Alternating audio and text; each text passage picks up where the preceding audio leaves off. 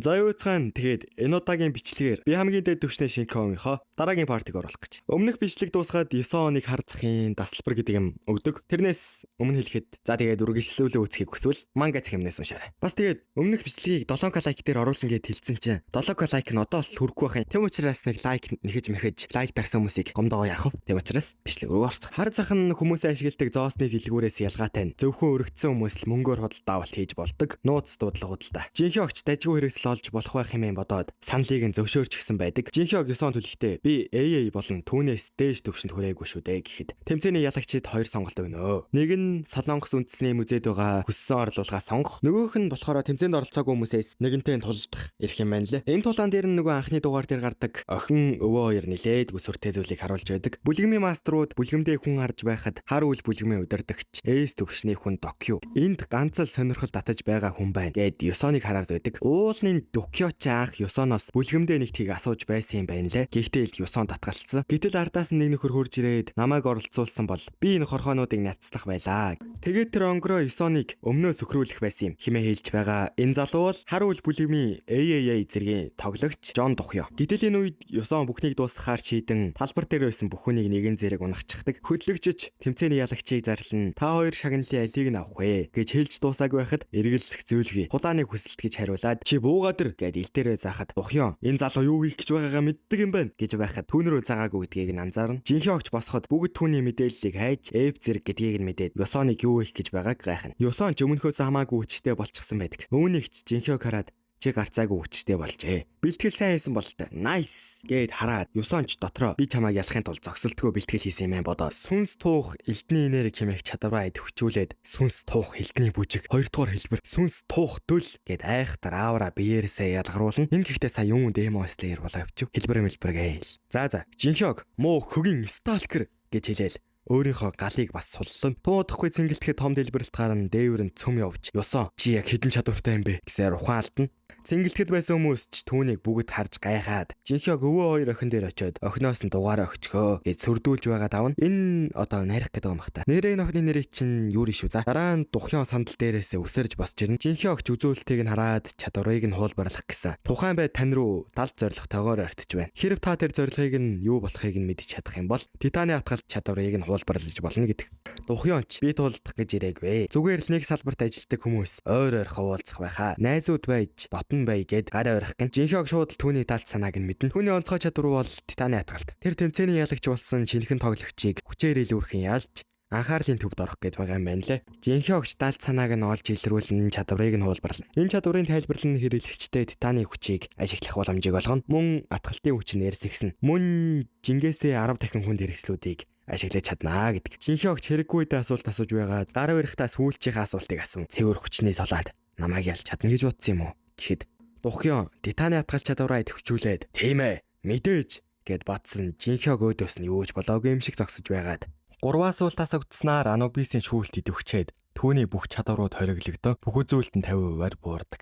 Тэгээд л Жинхёг таг базуулаад Духён зорилоод Жинхёг гидс рүү нэг л илэгдээд ухаалт болчихдаг.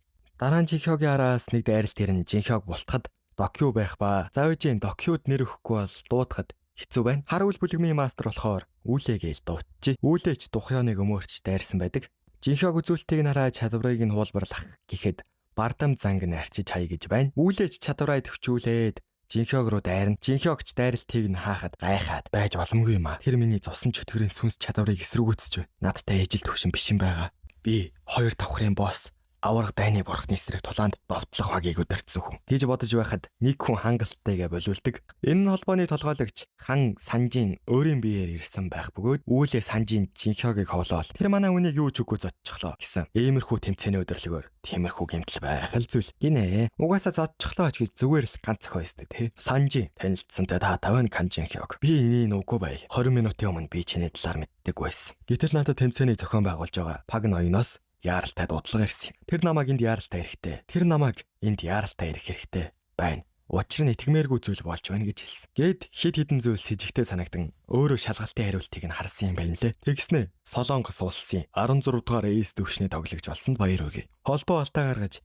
буруу зэрэглэл өгсөндөө уучлалтгүйж. Ингэснээр сэтгүүлчэд Жинхёг дээр овоороод үүлээ цаашаа явна. Тэм учраас нөхцөл биелээд чадварыг нь хуулбарлана. Дараа нь Жинхёг Лас Вегас явах гэж байгаагаа Санжинд хэлэхэд Санжи уучлалт хүсэн нисэх онгоцны зардлыг нь даана. Тэгээд л манай гай онгоцоор нисээд явж байхад Алис тэнд байгаа залууга сонионоор ялгарч байна. Түүний цус муухай үнэртэж байна. Гээд цэжигтэй санагдсан Жинхёг үнний мэлмигээ хараад чадварыг нь хуулбарлах нөхцөлийг нь харахад байта хэр нөхөрсөг байхаас шалтгаалж хүссэн нэг онцгой чадвар юм уу? Чадвараа хуулбарлах боломжтой. Гэсэн ч хамгийн дээд түвшний нөхөрлөлт хүрэхийн тулд зүтгэрлэг нэгний холбоонд нэгдэх ёстой гэсээр тэрийг чөги гэдгийг нь мэдж авна. Нөгөө нөхөрч мань хүнийг таниад чи чин шинэ эс зэрэглийн тоглогч байстэй. Гээд яриа өдөх гэж оролдоно. Угаас энэ тохиолдол биш. Бөгөөд Жинхёгтой уулзахын тулд албаар ижил онгоцонд суус юм. Энийг Алекс Жудро гэдэг ба тэрээр ганц хундаг юм уу хэмээлээд дээд зэрэглийн коньяк гаргаж ирэн түүний яриа урсан өнгөрсөөр. Тэр өөрийнхөө бизнесийнхаа талаар ярьсаар тэр үннийг хэлэхэд бид ч гэсэн 3 дугаар давхрын босстой тулдах худалтай байсан. Гэхдээ тэр багтай тоглогч гарч ирэн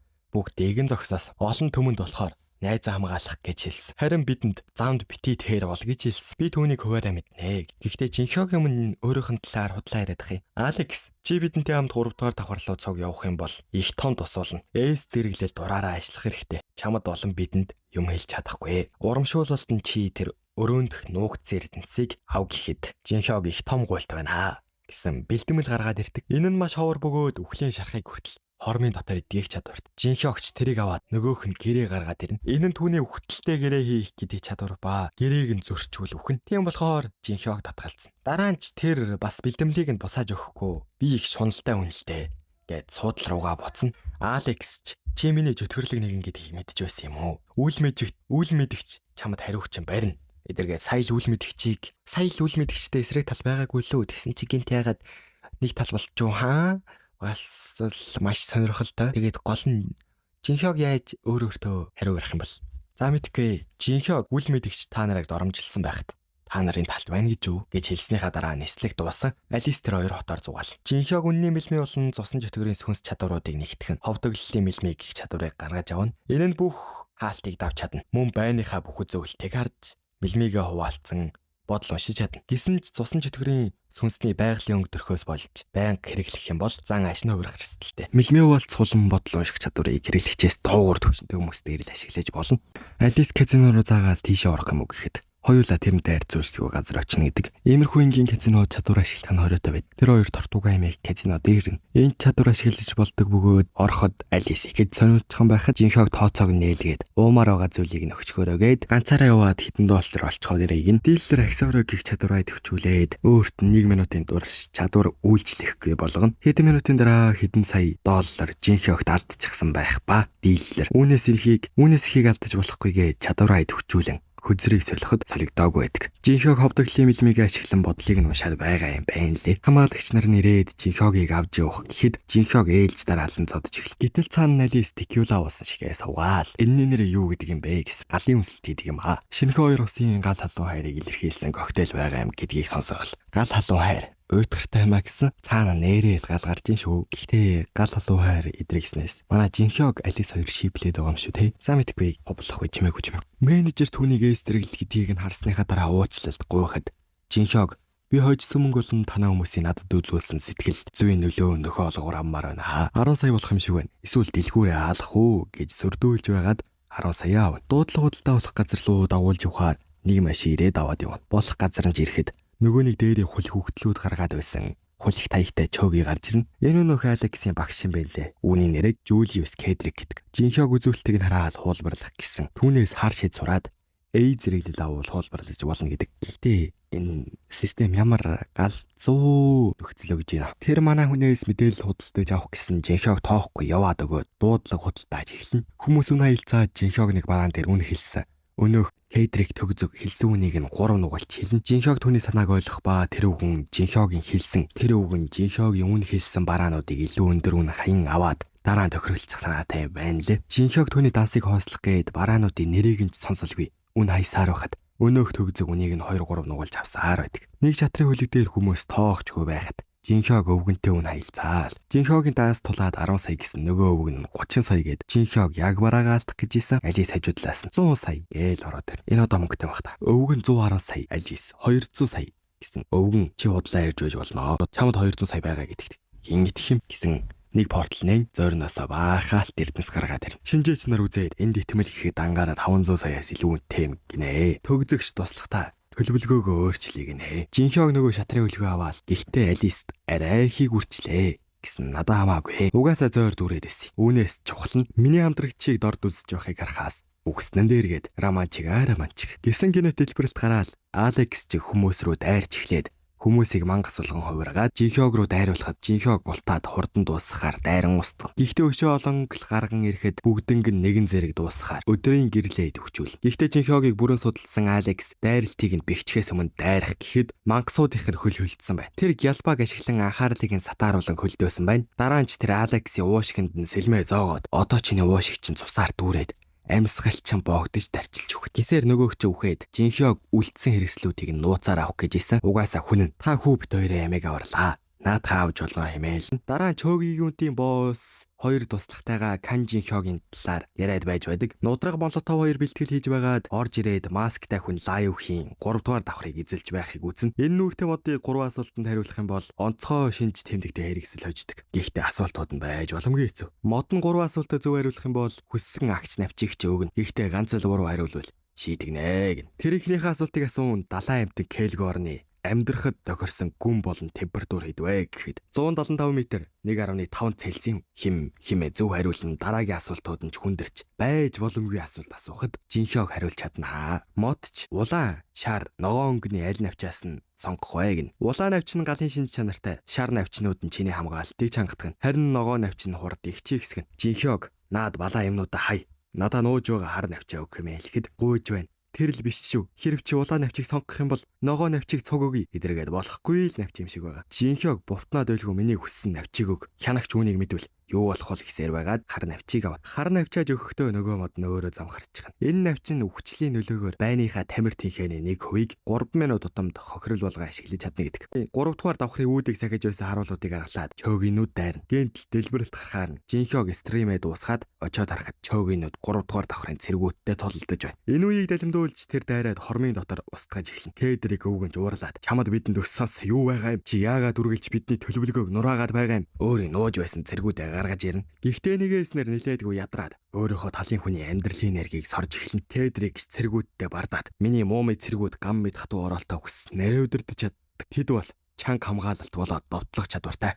Хамгийн хүчрэхэг үхээгүй гэсэд би тэдний 3 дугаар давхрын босс татгалж байсан юм. Гэхдээ чамааг энд алж чадах юм бол надад юу болох нь хамаагүй. Чи юм уу хэрэгцээгүй багтай навш минь. Одоо үх гинэ. Нууцаар ажиглаж байсан хоёр Чоги ийм зүйл болцсон хойно хоёулынгийнх нь хэрэг байхгүй. Тэгэхэд Жинхёг хуучнаа сананаа. Тэр элдний мастраа сурж байсан сүнс тух элдний урлагийг ашиглан эргэн тойрондох бүх зүйлээ сорж байгаад сүнс тух устгал химэх аргаа ашиглан бүгдийг нь устгаад Кедрийг гис зогтох гэж байхад чи яг шавшигэ их өнгөрч эхлээд ялагдаад эхлэхээрээ зогтдог гэсэн. Кедрик түүний Жинхёг гэдгийг нь мэдэж авна. Гэхдээ энэ одоо мэдлээгээд ямар чамаагүй. Учир нь удахгүй. Өөхөх учраас. Жинхёг дараа нь 4 агуу хаан химээх хөшөөнүүдтэй тулалдаж байгаад 3 нь ялагдах үед нэгэнд өлхүүр ашиглан хаалганы цаана байсан оршихуг сэрэ. Энэ бол 1000 гарт бодсод ба. Авологтээс бараа. Тэр дайрахад Жинхёг бамбаагаар дайралтыг нь хазаалгана. Гэхдээ ердөө цохилтыг нь хазаалгаж байхад хамаг биенийх нь яс нь мултарж байгаа юм шиг санагдаж байна. Буддаа дахин дайрсан мөсний шидэ ашиглан хаана. Дараа нь бамбаагаа шидэхэд Буддаа барьж авахд гиндүүлээд гаранд нь сэлмээ зоон. Энэ нь зусан чөтгөрийн сүнс гэдэг чадвар шингээсэн байх ба бэртгэл юм бол ахин хохирол амсаар байх л. Тиймээс Буддаа гараадас таад газар хаяна. Жинхёг албаар үнэт чулуутай гарыг нь онилж байсан байх ба үнэт чулууг нь шидийн номтойгоо нийлүүлэн алтан үрийн Лемингтон гих эс зэрэглэлийн хэрэгсэл гарч ирнэ. Энэ нь агуу хаан Соломоны бичсэн ном бөгөөд 72 чөтгөрийн мөн чанарыг хадгалдаг шүтэний хуваар хэрэглэгчийнхаа шидийн хүчийг хязгаартан тултлан ашиглах боломжийг олгоно. За юу гэсэн үг вэ гэхээр одоогийн ашигладаг шиднүүдийн нэр нь хязгаартан тултлан дээд зэгтлэн ашигладаг гэсэн үг юм да. Жинхёг Буддагийн чадварыг хуулбарлах гэхэд 5 минутын дотор мөсний шидээр үдсгэлэнтэй аврах баримл бүтээж өрсөлдөгчөөр доромжил. Гэхдээ нөхцөлийг нь биелүүлэхийн тулд зохистой хувцас хөгжин дээр бүжиглэх гинэ. Үнэхээр л солиотой басна тий. Жинхёг их шиг тайрцаг болон париг гаргаж ирээд зүүн. Энэ доромжлолыг нь Буддаа дэслэхий. Мандала гэх чадвараа идэвхжүүлнэ. Буддаа дайрахад Жинхёг мөсний шидээрээ нөгөө Лемингтоны номны ачаар чадварууд маш хүчрэг болсон байдаг. Түүний тулааныг алсаас өнөөх хоёр чөөгөө ажиглаж байх ба нэг нь бид нарт боломж байхгүй. Явцгаая гэхэд одоо явбал бидний байр суурь чөөгийн дотор унана. Үүнийг ашиглийгээд зоос гаргаж ирнэ. Буддаа тэр хоёр тулдаж байгаад Буддаа Деважингийн өрх хэмээх хорих скилээ ашиглан тэнгэр газар хоёр дунд гээд чадвараа хэрэглэн хорих скилдээ ойлгон дайралтуул хийн. Тэгэхэд Жинхёг мөсний шидээрээ өөрийгөө хамгаална. Буддаа хязгааргүй жад хэмээн зөхөхөд Жинхёг үсрэн гарч ирээд мөсөн шоронд Буддааг хорно. Нөгөө мөсний шидээр авраг хөшөө хийгээдсэн штэ. Жинхёг авраг том дунд туруу хийн. Дараа нь нөхцөл биелээд мандала гэх чадварыг нь хулбарлана. Энэ нь Буддагийн номлолыг сурсан тоглогч нар ашиглаж чадах онцгой чадвар. Онцгой чадварууд зэвсэгт нэмэгдэж болно. Дээрээс нь бясалгалаар тодорхой хэмжээнд өрсөлдөгчийнхөө зохилтын зүг чигийг таамаглаж чадна гэдэг. Жинхёг мандалагаа идэвхжүүлээд нөгөө дунд туруугаа удирдаад Буддаараа савч түүнийг ал. Дараа нь тэрээр 3 дугаар давхрын боссын түлхүрийг авна. Сорилтын цамгагийн орчин баг зэрэг онцгой. Шөнө болоход цаг уур хурдан унаж мангасууд улам харгис олцгоодог. Тэдний дайралт огцон хүчтэй болно. Үүнээс болж ихэнх тоглогч нар харанхуй болохоос өмнө гарцгаадаг. Эсвэл ангаа зогсоож үлдэх аюулгүй газар олцгоодог. Дараа нь манай хүн буудлах газар олоод зөвхөн 3 дугаар давхрын голоос олддог ховор сам хорхоог амтрхан идээд байж байхад өнөөх хоёр чөөг ирээд би чинь төглөө болтол байхад дургуйцахгүй сте хэмээн асууна. Жинхёгч зөвшөөрөөд нөгөө хоёр нь өөрийгөө танилцуулаад Жинхёг хоолороо дайлахад бид нэр итгэхгүй байна. Ялангуяа нүрээ нуусах хүнд гэсэн. Тухгүй байвал авч болно. Гэхдээ тоглоом тоглоё. Хэдүүлээ нэгнийхээ талаар мэдхийг хүссэн олон зүйл бий. Тиймээс асуулт асууя. Хэрвээ та нар миний бүх асуултанд хариулвал бага талийг нэ. Охин нь хинэн төрүүлж асуухаа шийдээд зоосоор шийднэ. Энэ бол Калигуалагийн зоос. Сэдвээ тодорхойлоод 5 минутын турш шидэ шингээх юм бол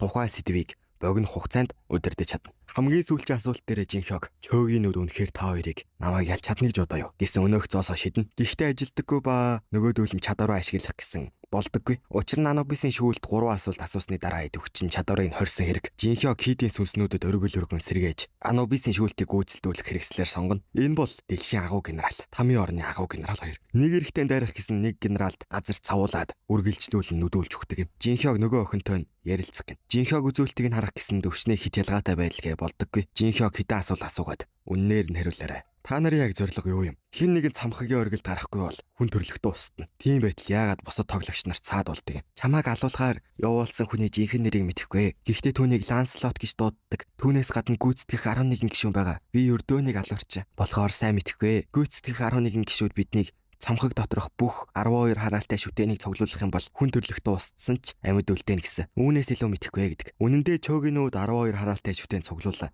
Жүтгэрийн хааныг дуудах гэж байгаа юм байна лээ. Жинхёг явуулахаас өмнө дараа нь мэдээлэл хуваалцахаар ашиглахын тулд бидний удаан хугацаанд хараагүй хаанаа дээр хэрэгэлдэг дуулууртай байдлын тамгаа идэвхжүүлнэ. Маргааш нь Жинхёг 3 дугаар давхрын боссын хаалгыг нээхэд дотроос нь олон чулуун соврог мөн 3 дугаар давхрын босс хин намайг амарч явахад цаад болж зөрөглөв гэсээр гарч ирнэ. Энэ бол 3 дугаар давхрын босс мөхүн. Түүний үзүүлэлтийг харахад л хэр хүчтэй гэдгийг нь харж болно. Түүнээс гадна түүний тоо томшиг болог хөшөө. Харин түүний өдөөс Жинхёг ганцаараа гэд буруу хэлчихлээ. Жинхёг дуудлага худалдаанаас авсан анхны шатрын хөлгийг идэвхжүүлнэ. Дотроос нь 2851 шатрын хүү гарч ирнэ. Гэхдээ Жинхёг дуусаагүй байна. Тэр бүх шатрын хүүд томруулах юмыг ашиглана. Энэ бол Жинхёгийн харим. Тийм ээ. За удахгүй галзуу толгоон биднийг хүлээж авах. Тэгээд энэ удаагийн бичлэгийг нүрээ дуусч байна. Тэгээд дараагийн бичлэгээр уулзтлаа. Түр баяртай. Peace out.